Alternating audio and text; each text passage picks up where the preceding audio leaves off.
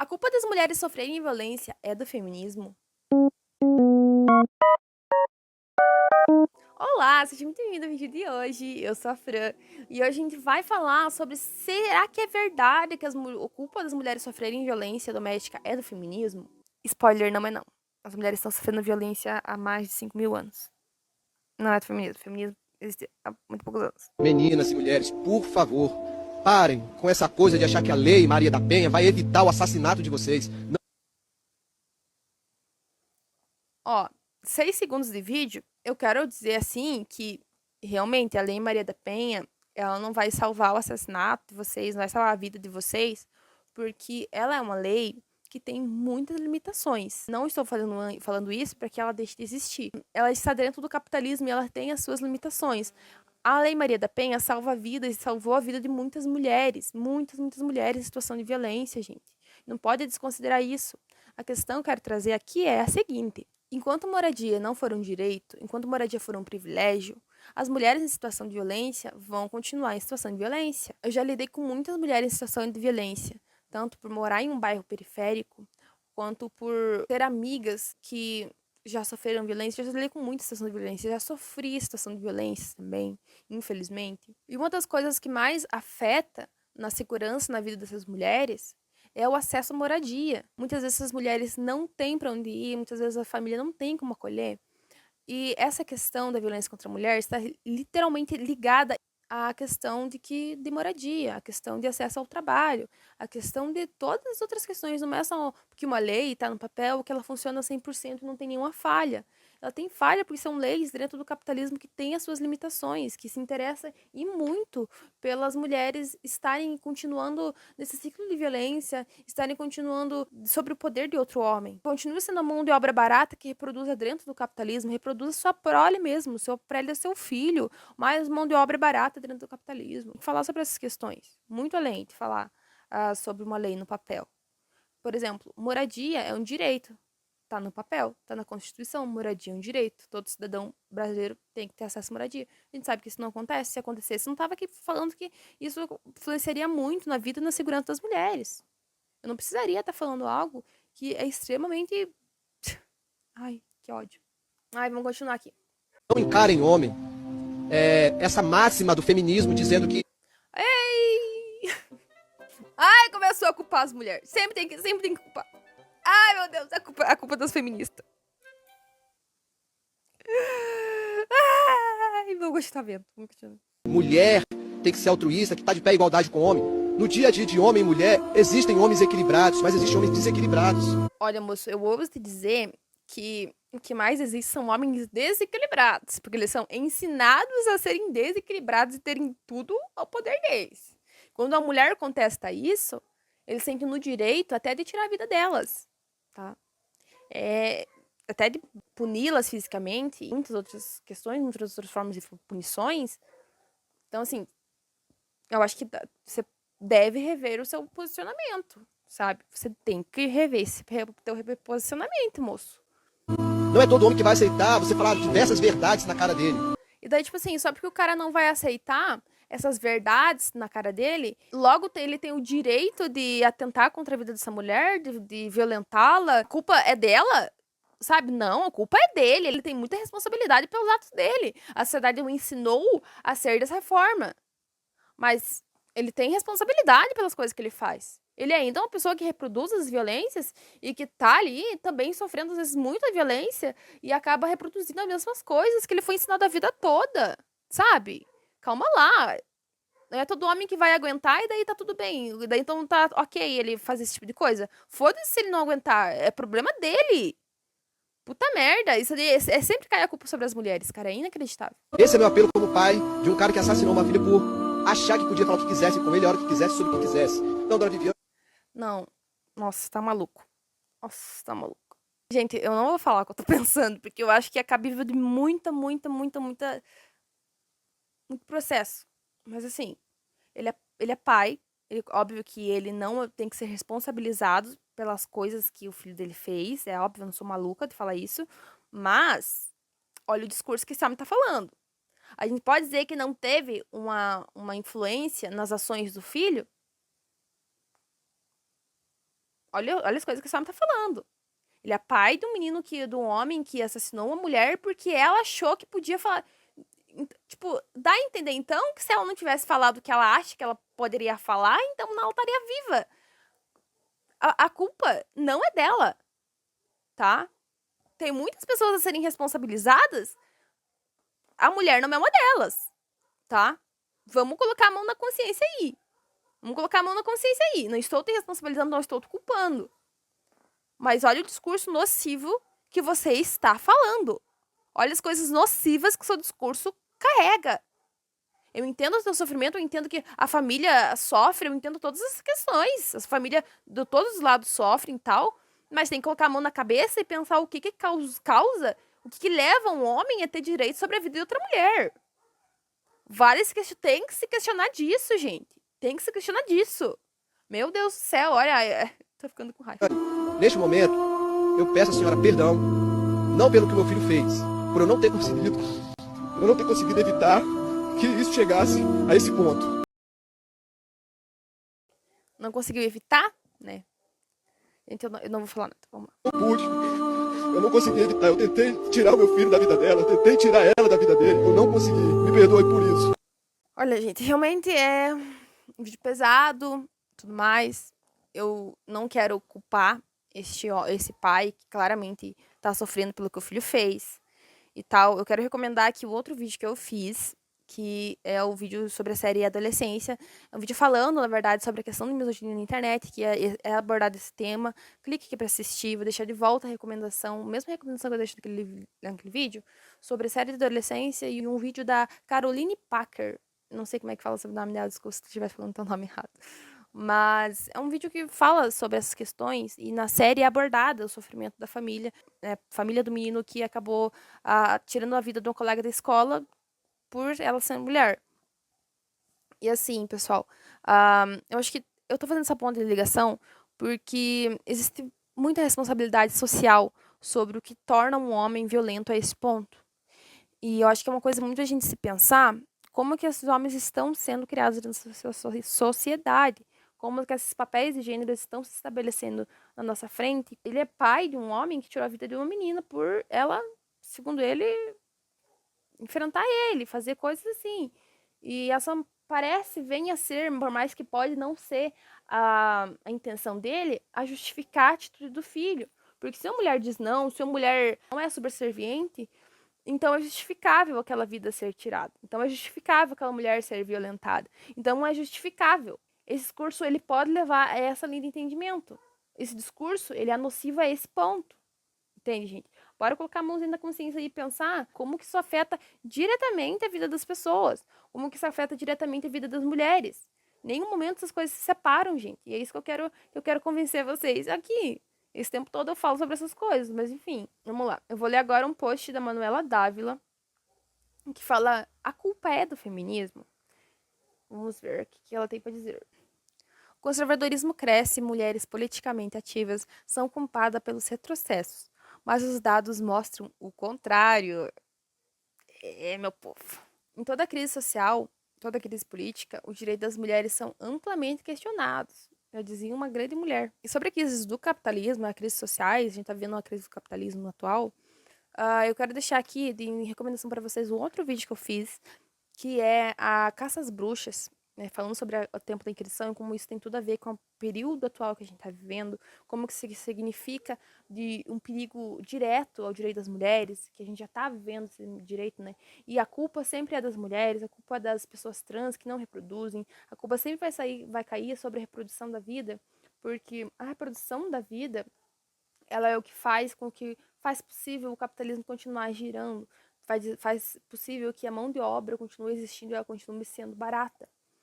Então, enfim, assista o vídeo lá que vocês vão entender por que eu tô falando isso aqui.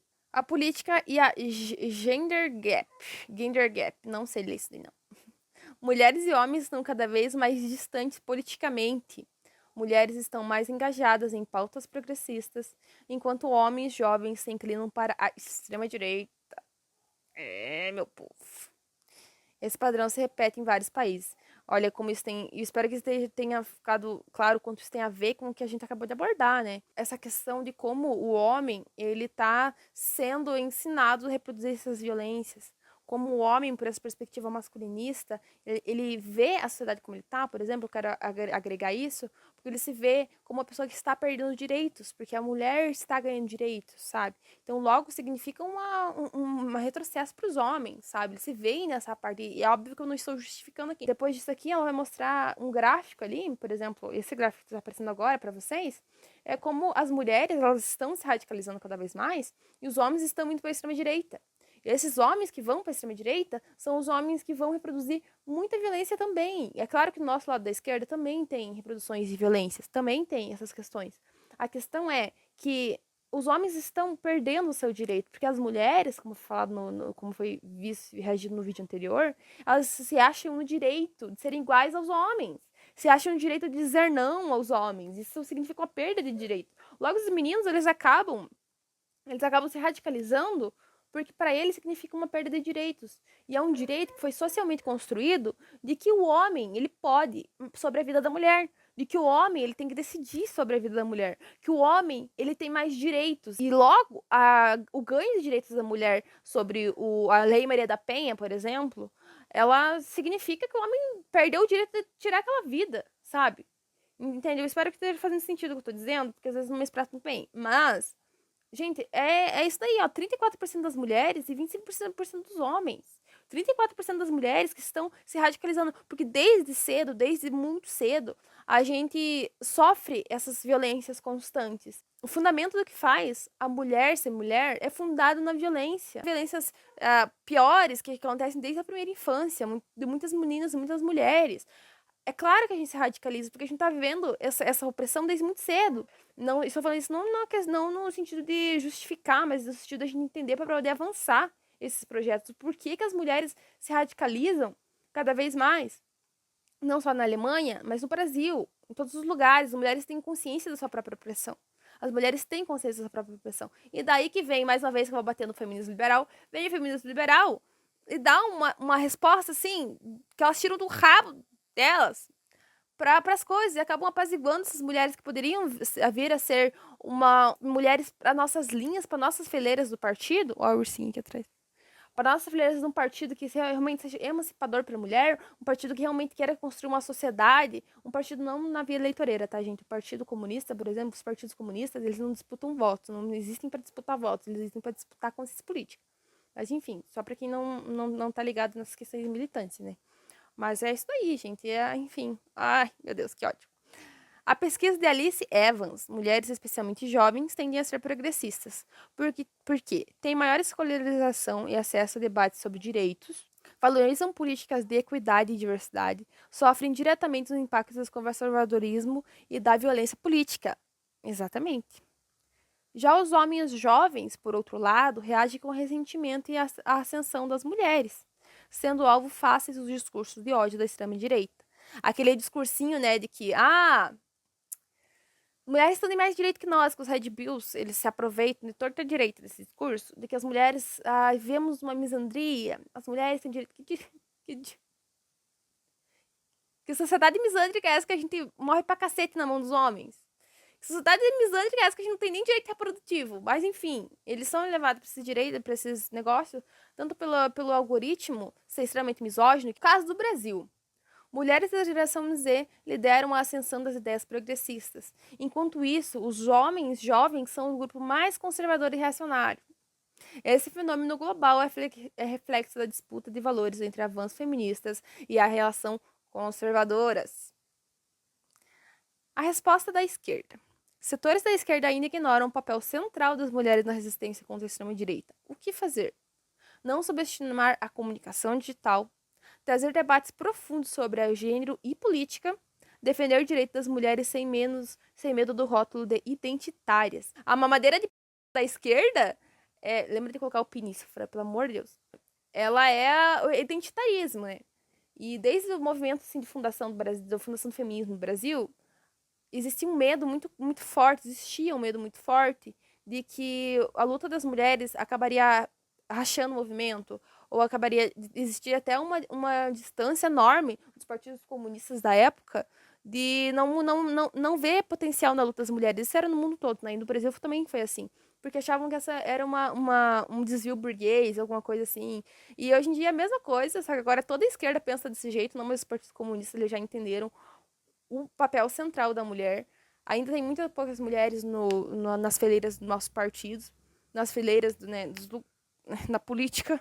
E as que têm, as que veem a sociedade querem mudá-la, acabam sendo levadas para o feminismo liberal, sabe? O que é uma perda muito significativa pra gente, porque seriam pessoas que poderiam estar no mesmo movimento que a gente, sabe, lutando por uma superação do capitalismo, mas acabam centradas no indivíduo, sabe? Centradas no individual, centradas no a meu corpo, minhas regras. E a luta social, a luta que precisa ser construída coletivamente, acaba ficando para trás. É uma pena muito grande. E daí ficam nessa de identitarismo, sabe? E achando que, identitarismo. Esses dias eu vi, gente, um post, nem vou colocar aqui. Pretendo não colocar aqui. Falando que, gente, a Angela Davis era da esquerda identitária. Primeiro que esquerda identitária não existe. Se for da esquerda identitária, é esquerda radical. Tá? Não tem essa de esquerda identitária. Colocaram a Angela Davis como esquerda identitária, gente. A mulher fundou os Panteras Negras. Uma das fundadoras dos Panteras Negras. Eu fico maluca, gente. Eu fico maluca. Não tem esse negócio de esquerda identitária, de identitarismo na esquerda, tá? Isso daí serve só pra vocês estigmatizarem e colocarem a gente em caixinhas que não existem. Se for falar alguma coisa, eu não sou de esquerda identitária, eu sou de esquerda radical. E eu vou lutar pelos meus direitos como mulher, como pessoa LGBT, tá? Eu vou lutar pelos meus direitos. Isso não é identitarismo. Isso é ser de esquerda radical.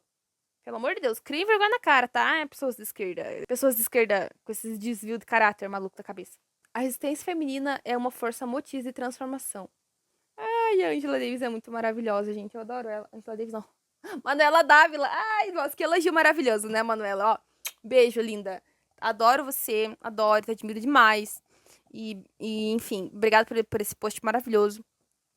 E é isso, gente. A força das mulheres, ela é muito importante. Não é à toa que sempre tentam nos deixar longe da política, longe da sociedade. Política é vista como algo de homem. E não é. Não tem que ser, tá? E se for, a gente tem que mudar. Porque a gente tem que lutar pelos nossos direitos, a gente tem que conquistar o que a gente precisa conquistar dentro da sociedade, que a gente ainda tem muitos poucos direitos, sejam eles legislativos, sejam eles reprodutivos, sejam eles dentro da sociedade, sejam eles trabalhistas, as mulheres ainda têm muito poucos direitos. A gente precisa lutar por uma sociedade que consiga superar esse tipo de coisa. Lute pela construção de uma sociedade diferente, lute pelo socialismo. Lute, camaradas. Lute mesmo. Porque a gente precisa superar esse sistema. E o socialismo, ele é capaz de superar o capitalismo. Eles têm muito, muito medo de mulheres organizadas, porque eles sabem o que a gente faz. A gente é capaz de provocar revoluções. Não é à toa que há séculos, há muito, muito tempo, eles reprimem os nossos direitos, eles reprimem o nosso direito reprodutivo, eles reprimem os nossos corpos, eles nos separam, eles nos antagonizam, porque sabem que uma coisa principal, uma força de toda a sociedade, uma força de um movimento, é a força das mulheres, é a força feminina. Não é à toa que eles morrem de medo de mulheres organizadas. A Rússia soviética tá aí, a União Soviética, no caso, tá aí para mostrar como que mulheres organizadas são capazes de qualquer coisa, inclusive de derrubar czares. Foi um dos estopins para a Revolução Russa e para a sociedade, para o país, de um dos lugares que as mulheres mais tiveram direitos na sua época. Enfim, camaradas, organize-se classe trabalhadora, organize-se mulher. A gente não tem nada a perder na Revolução Socialista, a não ser os nossos grilhões. Até a próxima, camaradas.